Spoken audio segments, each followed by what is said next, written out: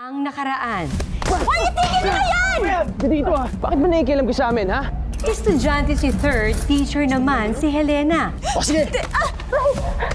Simulan natin yung gulo. Bakit? Anong gagawin mo? Pero sa kabila ng mga harang sa kanilang daan, humarurot ang dalawa at tila wala nang makakapigil pa sa kanilang bawal na pag-ibig. Maliban na lang sa isang aksidente. Wala na bang ibang babae sa mundo? Bakit kailangan pumatol ka sa teacher mo, ha? Papakulong ko yung babae yan for statutory rape! Paano kaya magbabago ang kanilang kapalaran? At sino ang bumangga sa kanilang sasakyan? Sundan ang mas mainit pang mga eksena sa pagpapatuloy ng tadhana, Ma'am.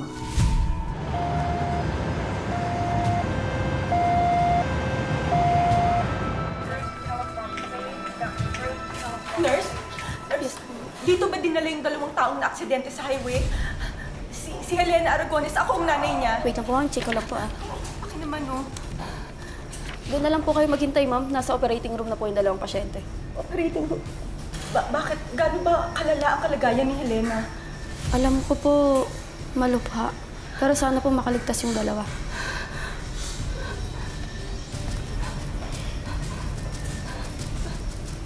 Ikaw ba ang ina ni Helena, yung teacher ng disgrasya? Oo po. Bakit po? Sino po kayo? Ako ang ina ng estudyanteng inakit ng malandimong anak.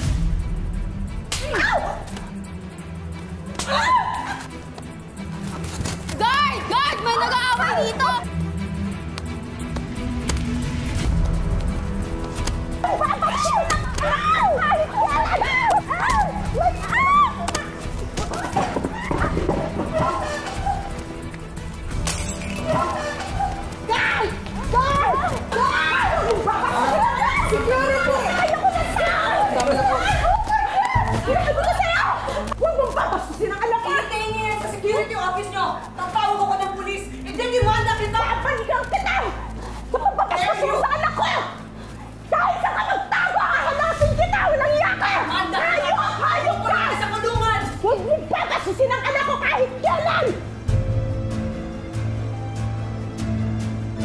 Bakit niyo ba ako dinala dito? Ha? Palapasin niyo ako dito! Kailangan ako ng anak ko! Illegal detention tong ginagawa ninyo! Baka akala niyo? Eh ma'am, nananakit po kasi kayo. Pati si Mrs. Veronica Durano ay sinaktan niyo. Bakit? Nanakit din siya sa akin ah! Binabastos niya ang anak ko! Binabastos niya! Hindi ba mananakit yun? Ang babastos ba ang pagsasabi ng totoo? Your daughter, who is an adult, seduced my son, who is her student. Where is the lie in that?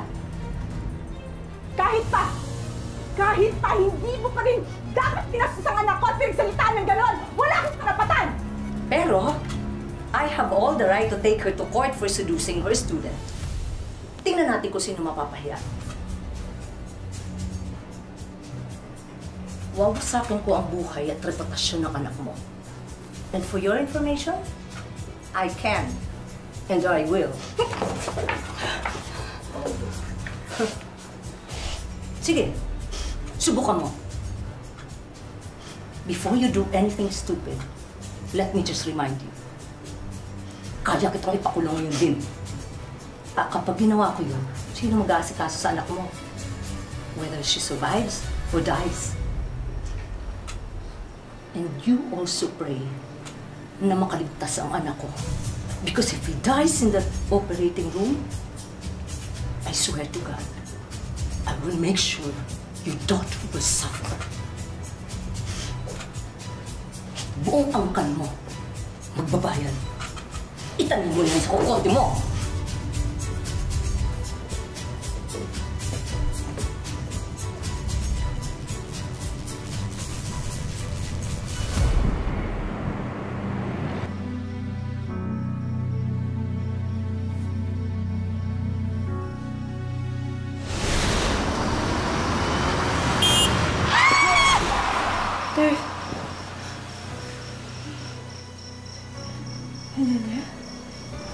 Helena? Anak?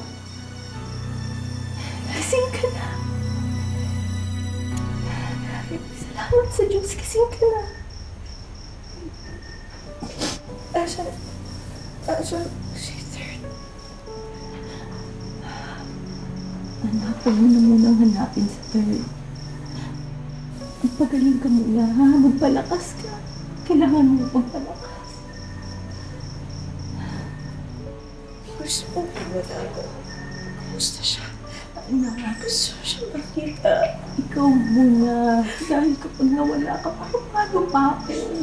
Ikaw na lang nga natitira sa mundo to para sa akin. Sabihin mo sa akin. Anak, huwag mo nang hanapin si Third. Dahil kung ginawa mo yun, mapapahamak tayo, malalagay sa peligro ang mga buhay natin.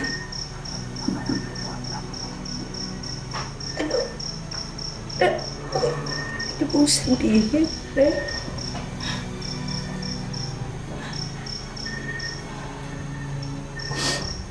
Nagkaroon kami ng kasunduan ni Mrs. Durano. Pumirma ako ng kasunduan sa kanila na hindi mo na pwedeng kitain o kausapin si Third kahit kailan. Kasi wala kapag ginawa mo yun, ipakukulong ka nila. Ayoko makulong ka, hindi mo kayanin. Kaya sana, intindihin mo kung bakit ko ginawa yun, kung bakit ko pinirmahan. Pataharin mo ako, anak. Hindi ko kayang makulong ka. Sana mo intindihin mo ako.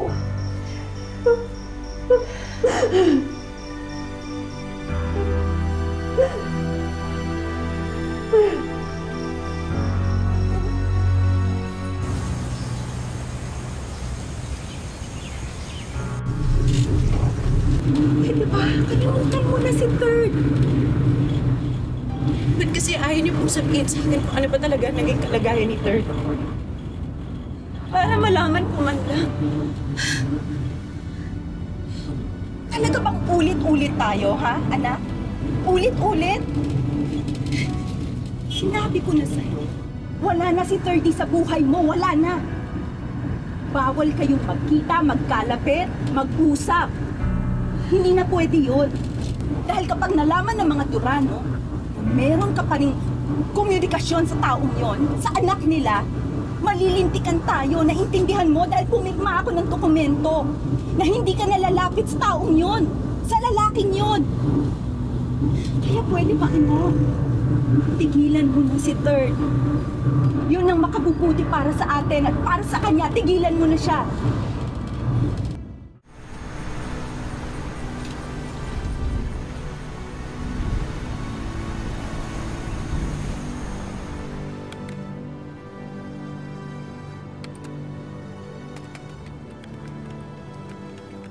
Third. Tara, kain na tayo. Sandali lang, bayaran ko lang tong plane tickets natin, ha? Bilis na to. Mamaya na yan. Kain na tayo. Wait lang. Kailangan natin to eh. Pwede ba muna tayong pumunta ng Singapore bago tayo umuwi Manila? No na. Tsaka, nag-aantay rin sa atin sila mami eh. At magsusukat ka pa ng damit mo. Di ba?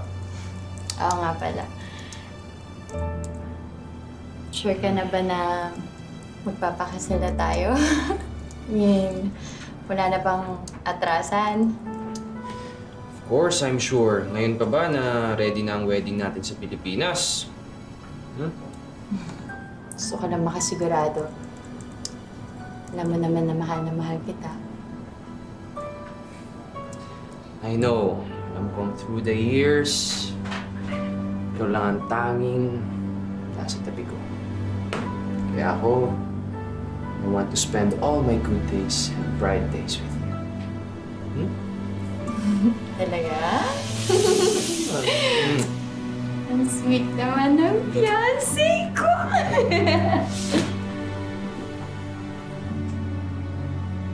I love you. I love you too.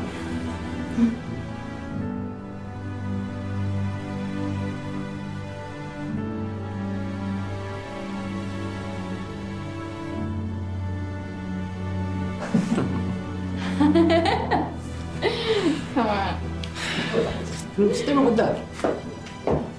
Basta.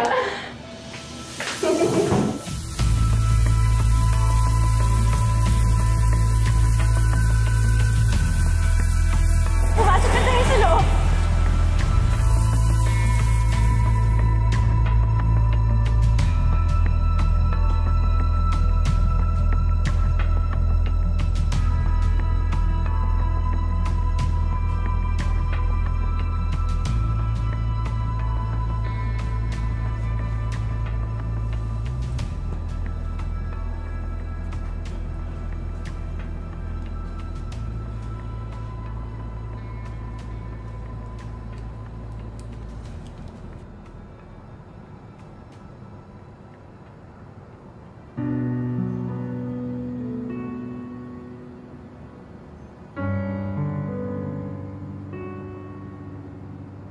Hindi kita ipapahamak.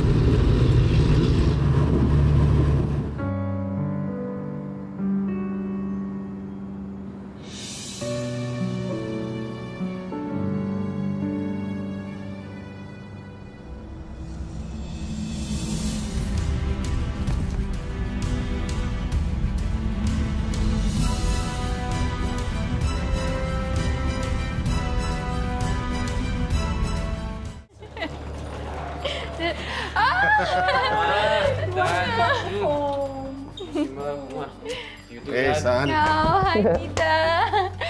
Hello po, Tita. Hello. Mia, it's Mommy. You can call me Mommy. Okay po.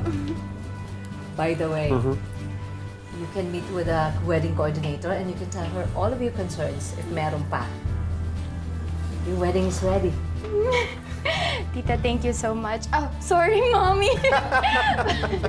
All right, we've already taken care of everything. Wala na kayong gagawin. Mag-relax na lang muna kayo, ha? I really appreciate Okay. everything po. Salamat. Let's go. Let's go.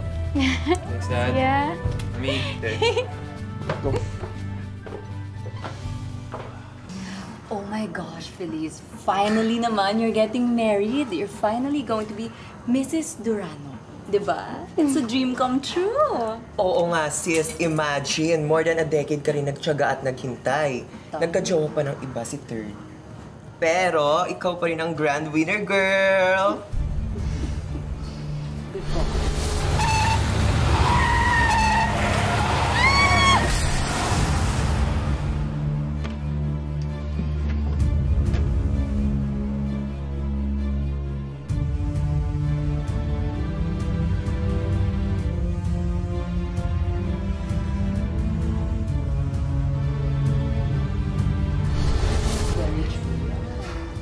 Talagang patience is a virtue, divine. Diba? True. Cheers to that. Oh, ba't ikaw umiinom? We're here to celebrate your victory, diba? Kaya na muna. Hindi mo na ako pwede uminom, especially after ng wedding. Oh my God! Buntis ka? Oh my gosh! I'm so happy for you. Make it Mrs. Durano ka na nga. May baby on the way pa. Life is so perfect. Thank you. Thank Congrats, you. sis. Thank you. Patayin na lang muna namin na.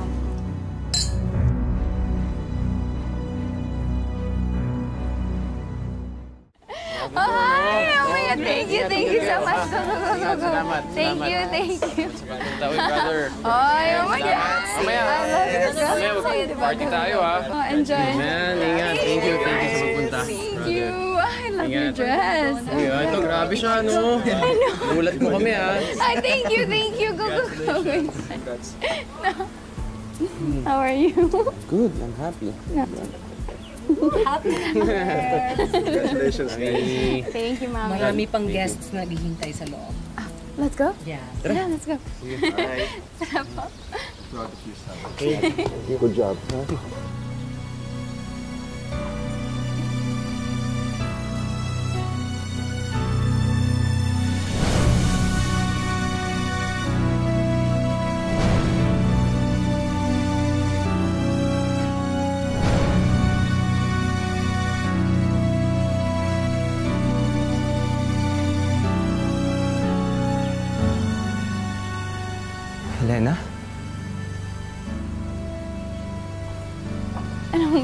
Anong sabi mo?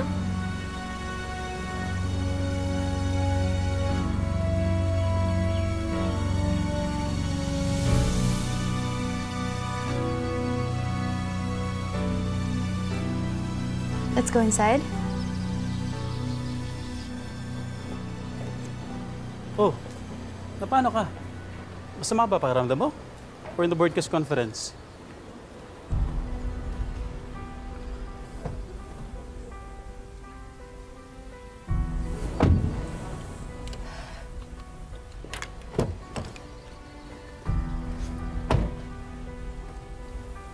Naalala mo nung nasa med school tayo, sinabi ko sa'yo na may isang tao akong pinapangarap na makita. Kaso bawal kasi ikapapahamak yun ng pamilya ko. Ito yung sinabi mo na ex mo, di ba? O bakit? Nagkita kayo? All this time, akala ko wala na. Na hindi na magkukross ang landas namin. Kasi ang tagal na eh. Lagpas 10 years na. Halos kasing tagal ng pagkakaibigan natin. It was a forbidden love. Naging estudyante ko siya. Di ko naman sinasadya na mahulog ang loob ko sa kanya. We were in a car accident. Yun yung huling beses na nakita ko siya. Bakit hindi na kayo nagkita? Pinalabas nila kay Third na patay na ako. Yun ang gusto ng lokalokang nanay. Kaya hayaan mo na. Hindi, hayaan mo na. Hayaan mo na. Sabi ng nanay, ito lang ang paraan para makapag-move on yung anak niya. Para magkaroon ng ibang buhay. Anak. Anak. Hayaan mo na yun. Ha? Hayaan mo na. Siguro yun na yung pinakamaganda rin mangyayari dahil magkakaroon ng ibang buhay yung anak. Diba? Yung anak nila. At saka, batang-bata pa rin naman talaga si Third. Ha? Hayaan mo na. Hindi mo naiintindihan. Makukonsensya yun, Nay. Dadalhin niya yun habang buhay. Uy, di hayaan mo na rin sila. Siguro naman sa panahon ngayon, dapat yung sarili mo na ang iniisip mo, Helena. Tuparin mo na yung pangarap ng tatay mo para sa'yo. Ang maging doktor, yun ang gawin mo. What?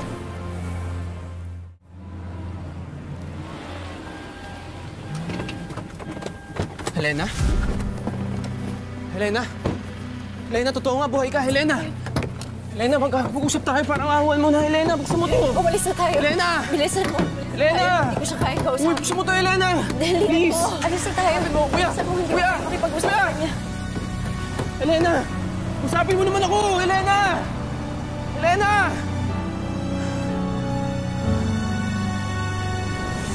Para bang nakakita ng multo yan? Naku, kasi naman ang inakala ni Third na matagal ng patay ay buhay pa pala.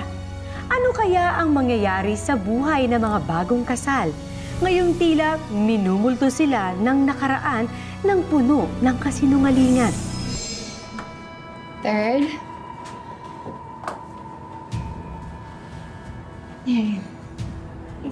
Can you help me? Hindi ko kasi matagal yung zipper, please. Help me.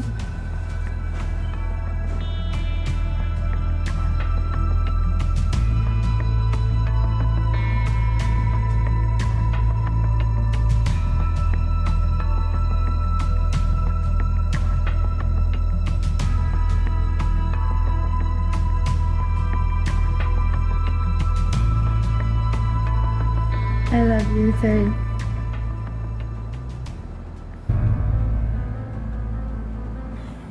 What's wrong? Wala, medyo nahilo na ako. Baka dahil nasa kama tayo. O tara, higa ka muna. Please wait. I think I need some fresh air. What? Why? Hindi ko alam. Parang sama ng pakiramdam ko na hindi ko maintindihan.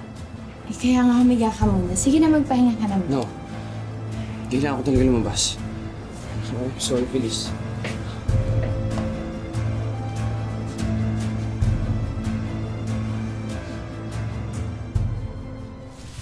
You both lied to me. Sinungaling kayo sa akin, Ma. What? Buhay si Helena at nakita ng dalawang mata ko! Ano? Sabihin niyo sa akin! Please! Please tell me the truth. It's true. Buhay siya. And yes, we lied to you, but it was for your own good.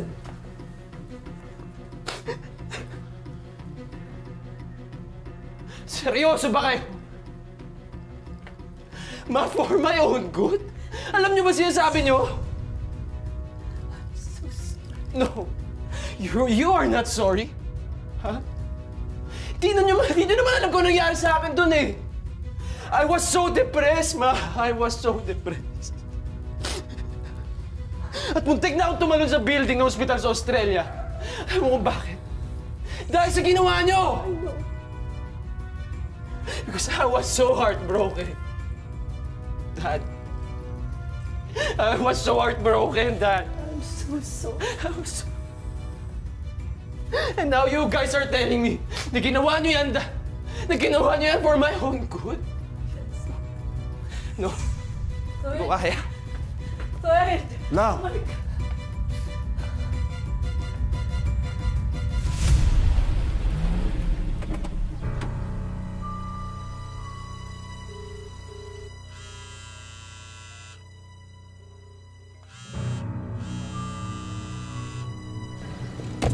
Sumasagot eh. Sure ka ba na dito mo sila nakita? Girl, I swear, dito ko sila nakita kagabi. Helena.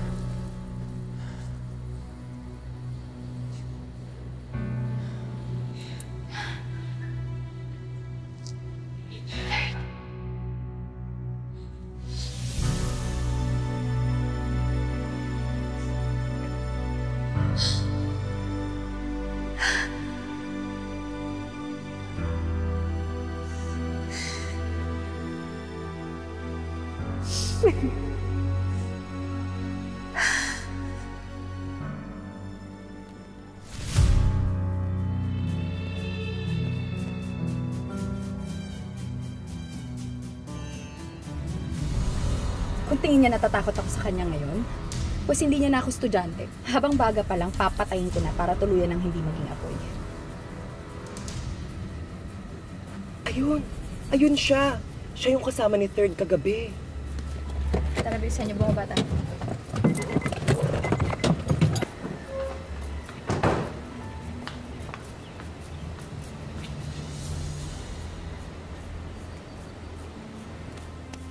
Bakit babalik ka ng balik sa buhay namin ang asawa ko, ha? Ganito, ha? Pakalandi mo?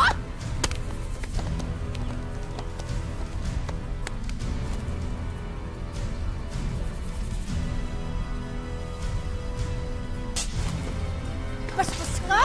Walang hiya ka, babae ka! Ikaw yung walang hiya! Ano? May nakakita sa inyo ng asawa ko, nagayakapan kayo? Ha? Ang kapal na mukha mo! Doktor ka pa naman! Wala kang moralidad! Oo, nakita kami ni Kurt. Pero siyang pumunta dito. Di namin mo din. Ha? Wala kang ginawa! Naku! Ilang rounds kaya ang tatagal ng labanan nitong nila Feliz at Helena?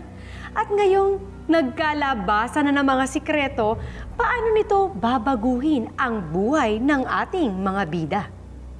May pag-asa pa bang manumbalik ang pag-iibigan na naudlot noon at pilit ng kinalimutan?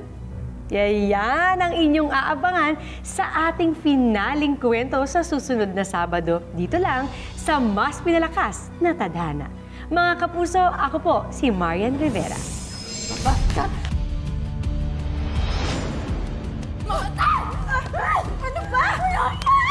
Nasay mo ang anak ko! Dahil sa akin, dahil binangga ko sila, hindi ko nga alam na buhay pa rin yung babae yun hanggang ngayon. Anong sabi mo? Third,